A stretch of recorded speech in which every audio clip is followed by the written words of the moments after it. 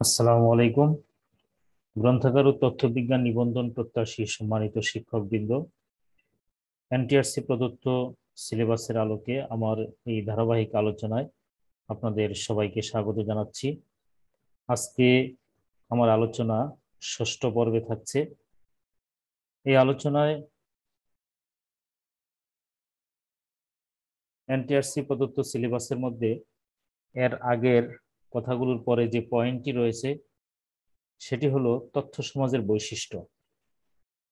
একটি তথ্য সমাজ প্রতিষ্ঠিত হওয়ার জন্য অনেক বৈশিষ্ট্য থাকে। এই বৈশিষ্ট্যগুলোর মধ্যে আমি এখানে আপনাদের জন্য তিনটি বৈশিষ্ট্য উপস্থাপন করছি। তথ্য সমাজের বৈশিষ্ট্য নিম্নরূপ। প্রথমত হচ্ছে, তথ্য সমাজকে সংজ্ঞায়িত করে এমন প্রধান বৈশিষ্ট্যগুলির মধ্যে একটি হলো ধ্রুবক বৃদ্ধি, যা তথ্য অর্জনের সক্ষমতা প্রদর্শন করে। ধ্রুবক মূলত হচ্ছে স্থায়ী যে সকল সামাজিক প্রতিষ্ঠান রয়েছে, এই স্থায়ী সামাজিক প্রতিষ্ঠানগুলোর পরিচালনা, প্রতিষ্ঠানগুলোর সক্ষমতা অর্জন, প্রতিষ্ঠানগুলো সামাজিক কাজে অবদান রাখার ক্ষেত্রে তার যে পারিপার্শ্বিকতা রয়েছে, এই পারিপার্শ্বিকতাগুলোর সার্বিক তথ্য প্রদানের যে সক্ষমতা অর্জন করা এবং তথ্য প্রদান করার ক্ষেত্রে তার যে সক্ষমতা প্রদর্শন, এটা হলো একটা অন্যতম বৈশিষ্ট্য। দ্বিতীয় যে বৈশিষ্ট্যটি সেটি হলো, ইহা প্রতিটি নতুন ডিজিটাল প্রযুক্তিতে প্রতিফলিত হয়, যা প্রতি বছর বৃহত্তর ডেটা স্টোরেজকে অনুমোদন দেয়। ফলে বিভিন্ন সংস্থা আরো বেশি তথ্যের অ্যাক্সেস দিতে পারে। যেমন সমাজে যে সকল প্রতিষ্ঠান রয়েছে, শিক্ষা প্রতিষ্ঠান, বিভিন্ন সামাজিক সংগঠন, ধর্মীয় প্রতিষ্ঠান, এই প্রতিষ্ঠানগুলো যখন তথ্য প্রযুক্তির আওতায় চলে আসে, তখন সেটা জাতীয় এবং আন্তর্জাতিক যে তথ্য ভান্ডার রয়েছে, সেই তথ্য ভান্ডারে প্রয়োজনীয় তথ্য সরবরাহ করতে পারে এবং সেখান থেকে সমাজ, রাষ্ট্র, ব্যক্তি উপকৃত হতে পারে অধিকাংশে, অনেকাংশেই।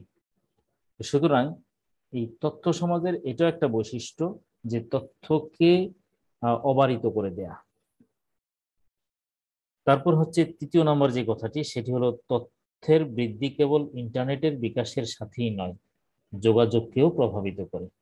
অর্থাৎ তথ্য ইন্টারনেট প্রযুক্তির মাধ্যমে যত বেশি বিকশিত হবে, প্রচারিত হবে, প্রসারিত হবে, তত যোগাযোগ ব্যবস্থাকেও আরো অধিকতর কাছে নিয়ে আসবে। এটার প্রভাব অনেক বেশি হবে। যেমন আমরা এখন কোনো তথ্য দেওয়ার যদি প্রয়োজন হয় দূরের কোথাও গিয়ে, সেটি ফিজিক্যালি সেখানে উপস্থিত না হয়ে প্রযুক্তির মাধ্যমে এই যোগাযোগটা আমরা সম্পন্ন করতে পারি। সম্মানিত শিক্ষকবৃন্দ, তারপরে যে পয়েন্টটি রয়েছে সেটি হলো তথ্য সমাজের পরিধি। যে তথ্য সমাজের পরিধি কেমন হতে পারে, কতটুকু তার কাজের ক্ষেত্র রয়েছে। এখানে যে কথাটি আমি আপনাদের জন্য উপস্থাপন করেছি সেটি হলো, তথ্য সমাজের পরিধি হলো মানব সমাজের সাথে সংশ্লিষ্ট কর্মকাণ্ড সমূহ, যেমন সামাজিক প্রতিষ্ঠান, রাজনীতি, অর্থনীতি, ধর্মীয় আচার অনুষ্ঠান ইত্যাদির প্রযুক্তি নির্ভর তথ্য যোগাযোগ ব্যবস্থা তথ্য সমাজের পরিধির আওতাভুক্ত। যে তথ্য সমাজ যে সকল উৎস থেকে তথ্য সংগ্রহ করবে এবং সেটা প্রচার এবং বিকশিত করার জন্য কাজে লাগাবে, সেগুলো হলো বিভিন্ন সামাজিক প্রতিষ্ঠান, যেমন শিক্ষা প্রতিষ্ঠান, রাজনীতি, অর্থনীতি, ধর্মীয় আচার অনুষ্ঠান ইত্যাদি। সম্মানিত শিক্ষকবৃন্দ, তারপরে যে পয়েন্টটি রয়েছে সেটি হলো তথ্য শিল্পের ধারণা। তথ্যকে আমরা কখন শিল্প বলবো? যখন তথ্যটা বাণিজ্যিক রূপ লাভ করে। তো এখানে আমি যে তথ্যটি, যে কথাগুলো আপনাদের জন্য উপস্থাপন করেছি সেটি হলো, তথ্য শিল্প হলো তথ্যকে যখন প্রযুক্তির মাধ্যমে বাণিজ্যিকভাবে বিতরণ উপযোগী করা হয়, তখন তাকে তথ্য শিল্প বলে।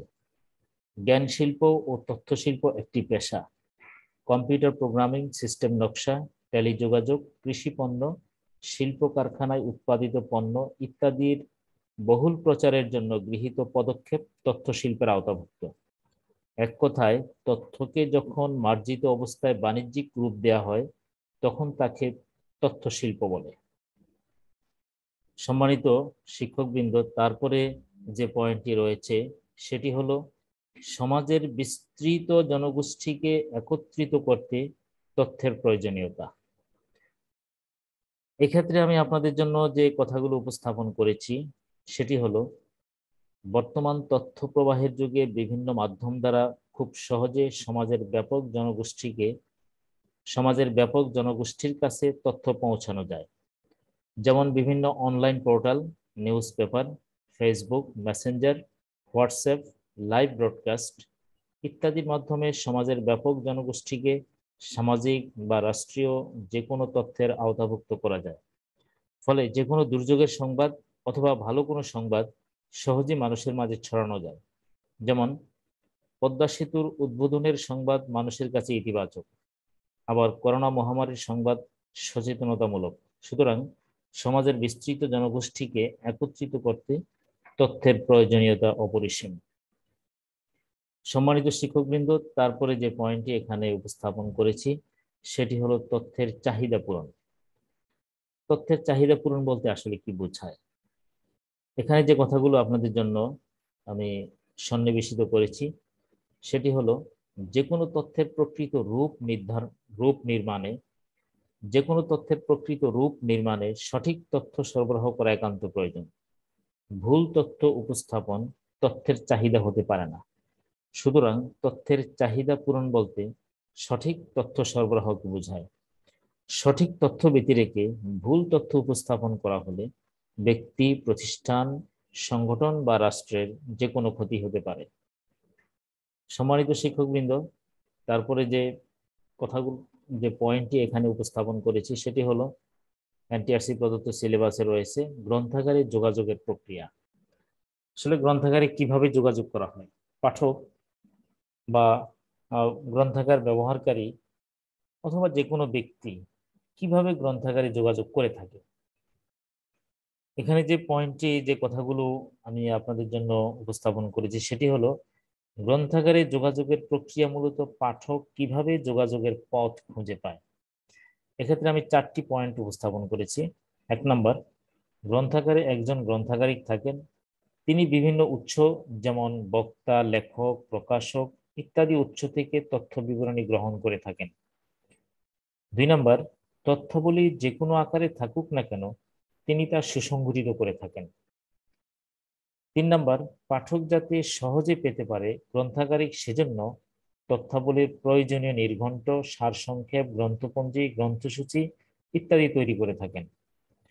4 নম্বর, গ্রন্থাগার ব্যবস্থাকে এমন উপায়ে সুসংগঠিত করে থাকেন যাতে ব্যবহারকারী সহজেই সঠিক সময়ে সঠিক তথ্যটি পেতে পারেন এবং সংশ্লিষ্ট তথ্যাবলী পুনরুদ্ধার করতে পারেন। সম্মানিত শিক্ষকবৃন্দ, তারপরে আমি আপনাদের জন্য যে পয়েন্টটি উপস্থাপন করেছি এনটিআরসি প্রদত্ত সিলেবাসের আলোকে সেটি হলো যোগাযোগের উপাদান। যোগাযোগের উপাদান মূলত 5টি। বর্তমান গ্রন্থাগারে যোগাযোগের উপাদান মূলত প্রযুক্তি নির্ভরতাকেই প্রাধান্য দেওয়া হয়। সেক্ষেত্রে যোগাযোগের উপাদান 5টি। এই 5টি উপাদান মূলত তথ্য প্রযুক্তি নির্ভর। যেমন প্রেরক বা প্রেরক যন্ত্র, যেটাকে ইংরেজিতে সেন্ডার বলে।